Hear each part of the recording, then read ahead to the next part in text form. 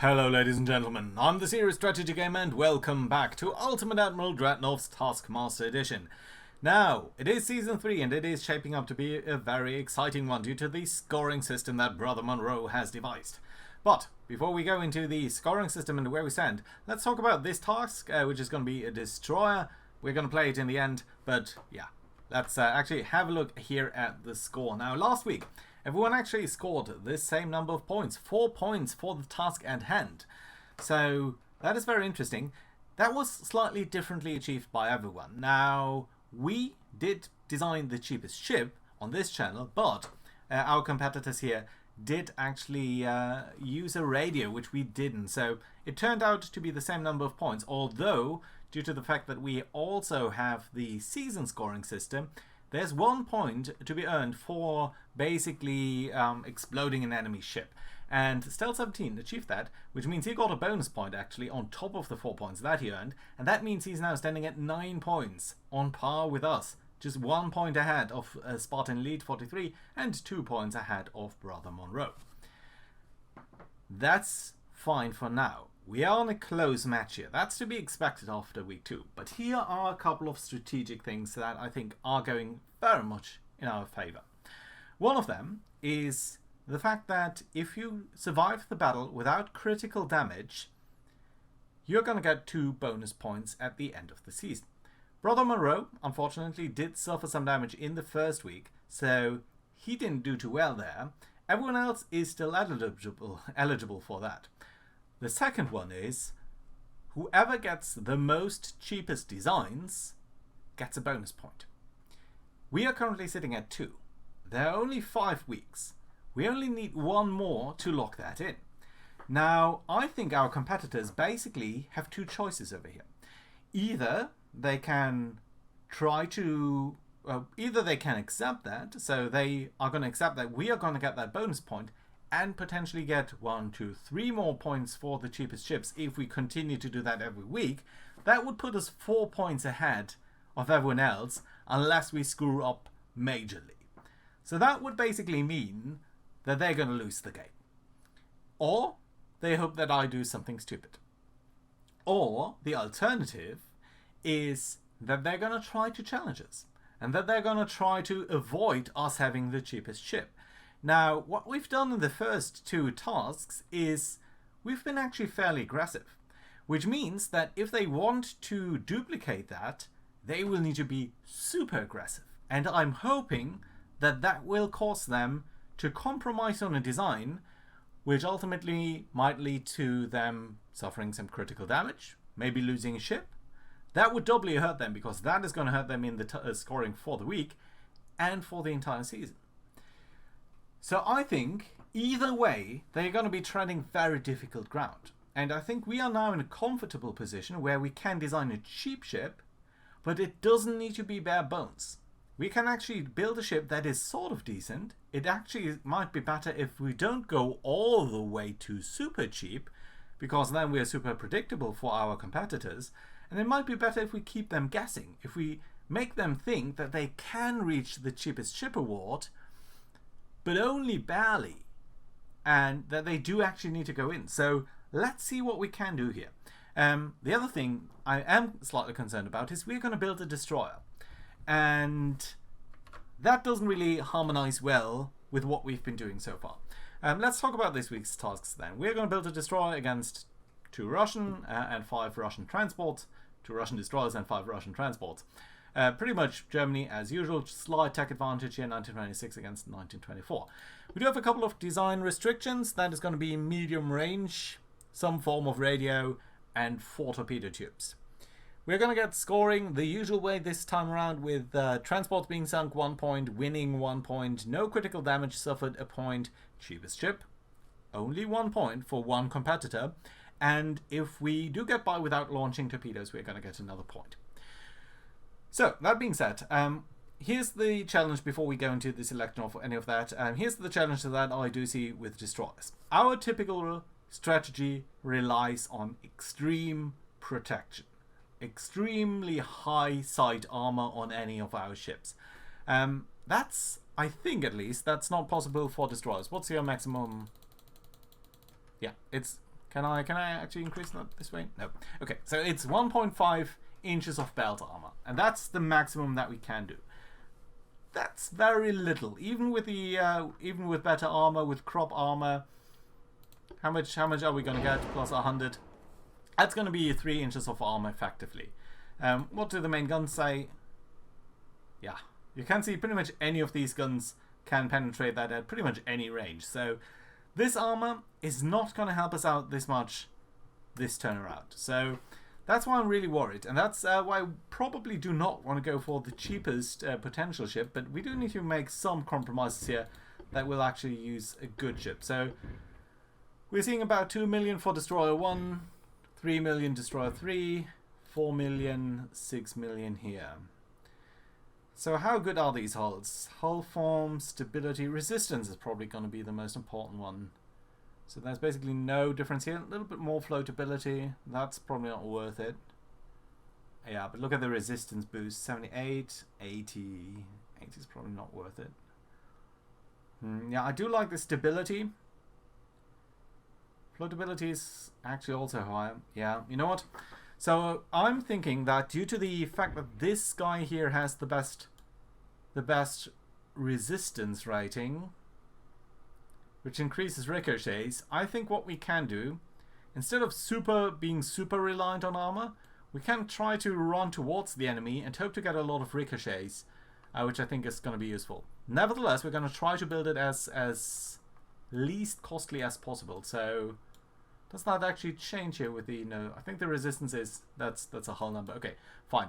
So modern destroyer is minimum displacement, range needs to be medium. Let's get rid of the other things too. Right, so tower. Now we don't want to be overboard in doing expensive stuff, so let's place that somewhere here. Then we've got a funnel. Oh, these are big. Can we do that? Is that legal? Placing the funnel behind the secondary tower? Seems to be. Okay, if that's the case, then let's go and pick the radio. We've got the medium range. Next thing is torpedo launchers. Let's just place one so we don't forget. And that's basically the legal requirements. Now, obviously, if we do use torpedoes, that would mean that we probably are going to lose a point. So I think we're going to go and look for main guns here. In terms of guns, we could try to do our sort of fire ship approach and just use a bunch of guns to try to disable them. I don't think that's necessarily the best choice. The 5-inch guns are not actually that much more expensive than a bunch of 3-inch guns. So actually I think we're going to use the, well, 5-inch or maybe 4 inches. So the rate of fire 4, 5.6, so that's a third more, I want to say. Against almost twice as much damage here. The 5 inches are going to be better. Right, let's use 2 of you. Maybe 3. Well, the rear one won't do as much good if we're driving towards the enemy. So let's go all out here on trying to drive towards the enemy. The smaller Babat, you don't fit on there. Maybe if we're placing you a little bit to the rear. Nope. Okay, the other one? Yeah, okay, that works out. Yeah, nice forward firing arrangement there. Good. We did get rid of the torpedo launchers. Let's try to look at them. So, yeah, it's going to be much cheaper to use single torpedo tubes. Let's try to place them towards the middle here so that we've got a little bit less pitch and roll and stuff. Got a bit of an aft offset here now. How about we move you to the rear here? So we want to keep everything as, I think, at least as much to the center here as possible. Maybe except for the forward gun.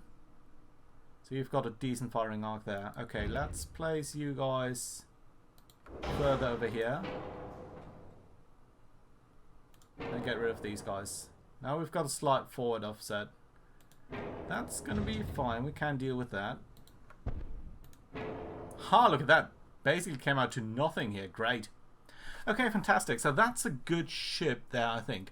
Let's look at the bulkheads. We probably... How much is the difference here? That's going to be 100,000. Yeah, but still, I'm very worried about our protection, so also let's go for the maximum here, and then we're going to use the maximum stuff here, except for the deck. I don't think we need any deck armor. That's going to be alright. Standard bulkheads potentially crop for... How much are the barbettes? Nothing at all, really. That's fine. Anti-flooding could be nice. Let's use super heavy shells, because I just like the way that that increases shell damage, and the gun reload time to me just doesn't seem to be that important. Potentially we can go with reduced. We can definitely go with reduced torpedo loadout, because I don't actually think that we're going to use that. I do think auto-reloading guns are fine, and potentially at least electrical. 5 million, and we are overweight, but there are some things that we can do. Fast shouldn't change anything. We can't pick anything smaller than 18 inches of torpedo size, so that's okay. How about this here? Well, that's not that expensive. Yeah, I'm going to use that. Yeah, okay, that's fine too. Right, that does deal with all of that. We don't... Do we? 80.9. We are pretty fast. How about these things? They are pretty expensive, 100,000. That's a little bit less, 70,000. That does not change engine damage chance. This does. Well, that's actually not that expensive. I thought that was much more expensive. That's only 20,000. Okay, that's a little bit more. Let's use geared turbines.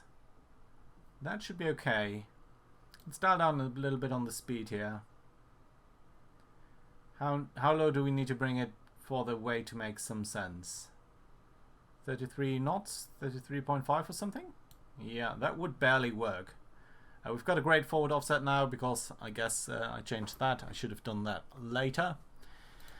Any flooding, how much is that? 70,000? No, I think it's going to be alright. We're going to keep it as is. More bottoms. If we're going to be torpedoed with as a destroyer, we don't stand any chance anyway. So that's fine. I'm slightly worried about the cost here. You know what? Let's dial down to 33. 4.2 million. That seems like a lot. It does seem like a lot.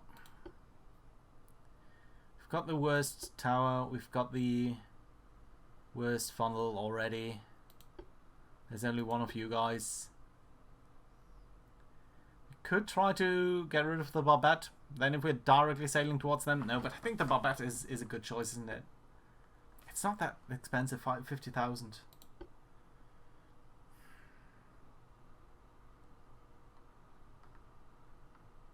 I think it's fine. I think this is what we do. 4.2 million. It is expensive, but I think it's okay. Right, let's pull you back a little bit. Forward offset. Okay, that's a little bit better, I think. And then what we can potentially do is just pull you back a little bit. 2% still. Okay. Maybe if we get you all the way over here. Yeah, that's actually too much. 1.3. Okay, 0.5. You know what? That's perfectly fine. Okay, so here we go. It's not the ugliest ship that we ever designed. This is slightly awkward with the design here, and the rear torpedo launchers are a little bit of a specialty as well, I guess. But since we don't want to really use them anyway, I think that's fine. So yeah, the V1 built to be charged into battle. Medium bulkheads, some radio, 4 torpedo tubes. It's a legal design. Let's go. Whew, and let's see what the enemy is going to bring. Now, with the luck I know him to have, Stealth 17 is probably going to face like the Coast Guard again with like 2-inch guns. I don't know what we're going to be facing though. Come on, loading level, division, yes, yes, yes, you're building that, click to continue. Here we go then. Oh, this looks much more modern.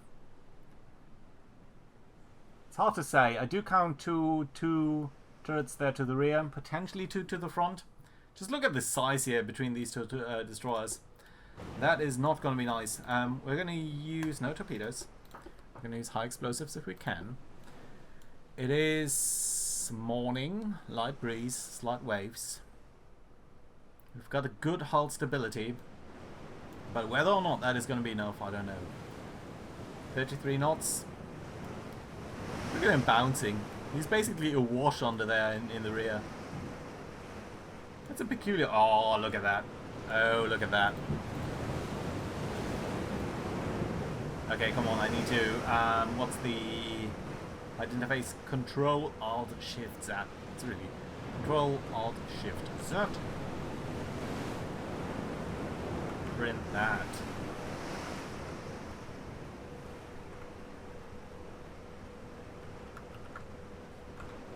Okay, there we go.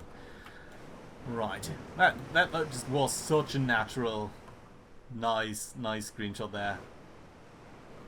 It just, the scale feels a little bit off, but it's more like toy ships. So they're still to the north. Let's accelerate a little bit more here. Yeah. And the deck is pretty much a wash here. Not sure this destroyer, this 1,600 ton destroyer should be operating in these waters. I mean, it's tempting to say that, yeah, we've got attack advantage, but then again, whoa. Okay, so they have spotted us. I can't see any shells flying at the moment. They must be around somewhere. Oh, there they are, to the right. Okay, let's do sail in that direction then. Hope that we're going to find them. Hope that we can put some shells on target. We only got 650, that's actually not that much. Right, there they are. Let's actually check what they've got. So, yeah, oh my god. 4 turrets. 8 5-inch guns. And 16 2-inch guns. And a couple of torpedoes to boot. And various different torpedo tubes. Oh, Jesus. That's very disparate. What kind of torpedoes do you have? Can we tell the range? 9 kilometers, so that's going to be normal, I guess. Ooh, look at that though. Here's one good thing, and that is he's running out of torpedo tubes. Sorry, of reloads. So that means he has got a low reload capability there. Let's take a hard turn to the right here. Avoid that triple launch. Although he has more than one set of tubes there. But we should be able to tell when he's launching the other ones. Although, no, wait a minute. One of these is on both sides, so that means he has actually a reload for this single torpedo launcher there. And that potentially means that his single top is in the water too. So, yeah, there is that. If they are normal, then they probably do not have a very great spread, though. If they were fast torpedoes, I think the spread would be a little bit larger. We can't tell where they are in the water yet. But they must be around.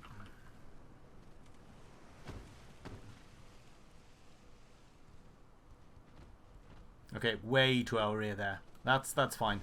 Okay, let's turn in towards him. I don't want this to be happening too often. And we're suffering flooding already. 3% structural integrity and some flooding. And that flooding can easily escalate, so that's not good. Ooh. Very good hit there. Engine damage and fire and flooding. That is fantastic. But he's got so many guns. Does he even have a weakness anywhere? So these are in a super firing arrangement. These are also in a super firing arrangement. He's got more guns. He's got twice as many guns, and they've got twice as many ships. I think our only chance is traveling directly towards him. And just hoping that we can do more damage here against him than he can against us.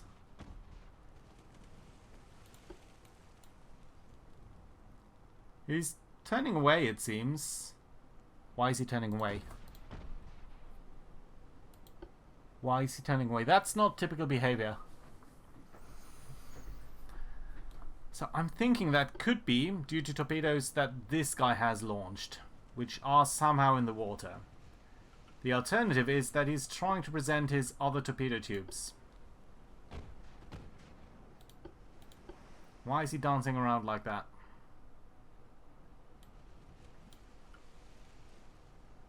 Why? Just why? Doesn't make that much sense to me.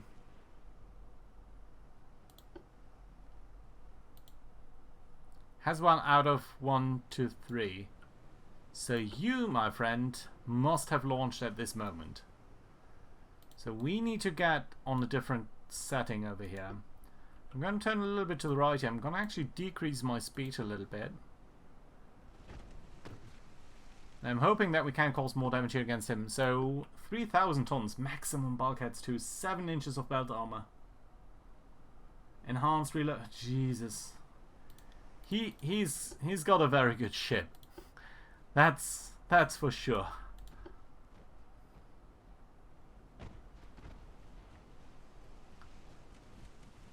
Why does the AI punish me like that? And I just know that Stealth is going to build an ultra cheap ship now, and he's going to be facing off against the Coast Guard again. Come on. How can you miss? He's like literally in front of 5.3.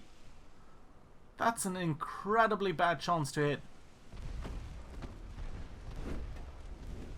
Whoa, whoa, whoa, whoa, whoa. More flooding there on us.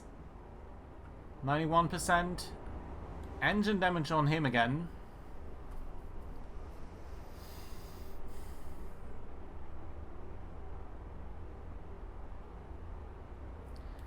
Right, let's... With maximum bulkheads. With a torpedo that is soon going to be able to reload on his side. I'm thinking that there's one thing that we can do. These guys are too powerful. They just are. Look at that. Look at the damage that we're suffering here.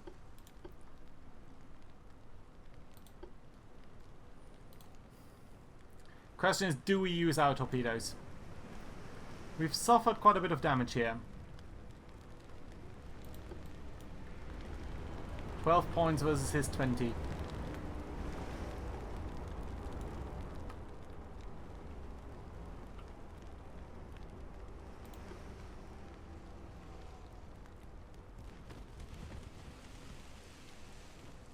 And he's almost capable of reloading. Okay, I'm gonna do it. It's more important. I mean, yes, we are losing a point due to that. But it is more important to win than it is to...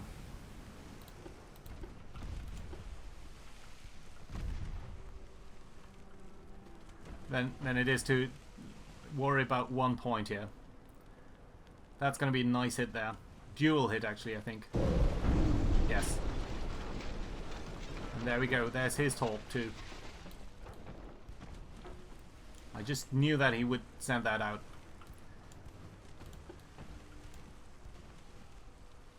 Come on, he's not even sinking from that. How is he capable of surviving two torpedoes?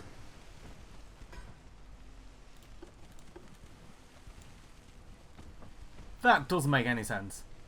2 torpedoes. How?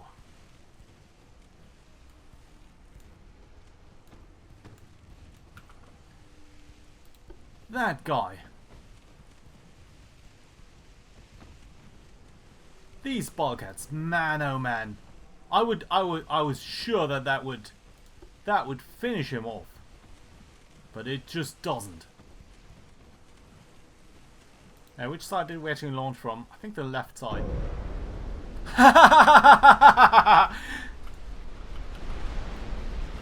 Look at that. Look at that. He was hit by one of the torps from his body.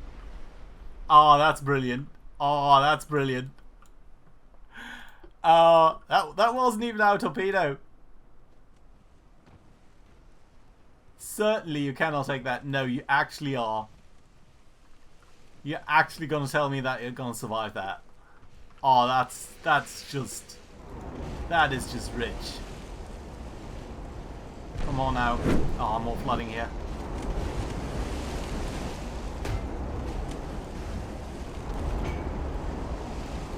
Okay, our things are just pointing towards the other guy there, so I am gonna fire on him. But I'm gonna keep my torpedoes here on you there, sir. And we're gonna try to finish you off that way.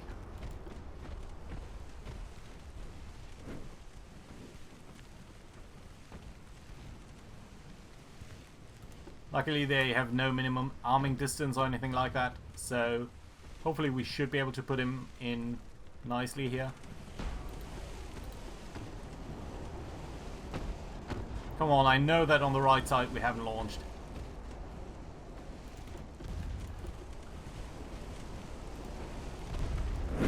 How can you not launch?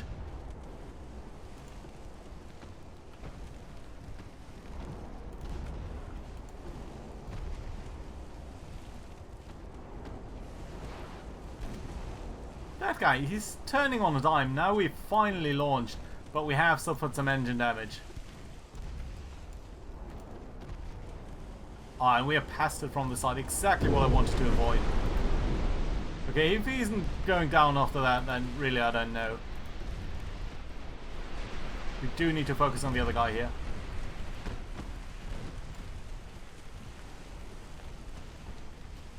Well, at least he is sinking. At least that is the case. But we have suffered some engine damage, and that seems to be unrepairable. How can they be so good?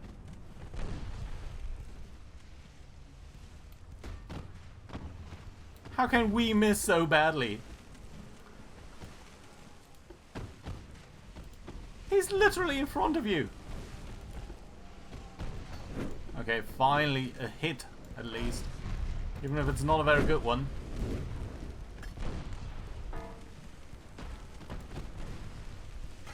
Lots of flooding here on us.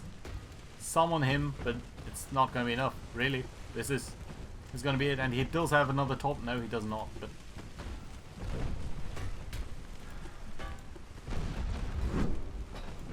well, we did repair the engine damage. That's lovely. But I think actually, I'm not sure about that. So here's the thing that I really do not know is, does it count if it's repaired? I think it is about being there at the end of the turn if you want. Okay, finally some damage here on him. But more flooding against us. Very little hopes that we're going to turn that around. Yeah, so I'm thinking that it's about being there not just for a logical second, but actually being critical damage towards the end of the battle. Which to me would make a little bit more sense, because I did ask Brother Monroe specifically, and well, it might not make any difference though.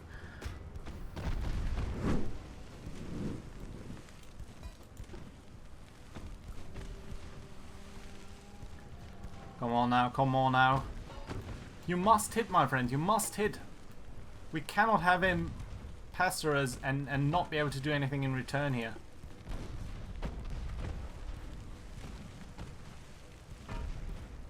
And he's flooding across the entire keel and still he's afloat.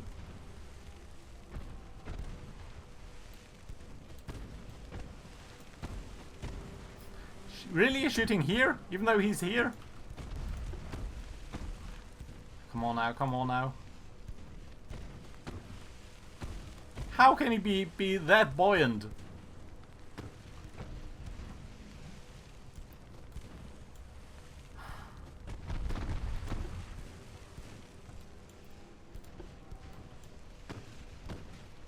Oh, this is a catastrophe.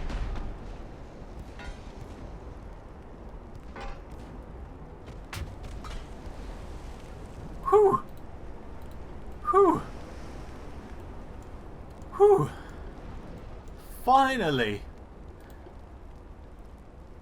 Ha. Okay, we do need to travel south. First of all, we need to get out of here, though.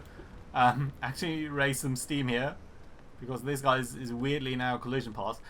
And we actually repaired the engine damage, which I think... So, here's the thing. I did ask Brother Monroe how that was to be interpreted. Would it, for example, count as suffering critical damage if I was to hit the reverse bullet? And he said, no, that would not count because you can repair it. And it's only irreparable damage. Well, the last bit I think he did not technically put in these exact words. But, nevertheless, I think that is the spirit that I'm going to infer. That if you're just going to have some structural damage here just for a second, it might not imply that you're going to lose these points. I don't know though. Let's see. Let's find out. So we are traveling south, right? To the north. Okay, you're sending us all over the place here, aren't you? Right. Let's try to find these transports then, and hope that they're going to be around somewhere. We are pretty badly shot up, and we are not out of the woods yet because A, I don't know whether we can actually catch them, given the speed that we're making here, 20 knots, and B, I do not know whether they're going to be armed or not. We do have 470 shells. That, I think, is at least okay. But, yeah. Right. Are we going to find them, though? I think what I'm going to do is I'm probably going to accelerate the video here slightly for you guys, because this might take a while for us to catch up.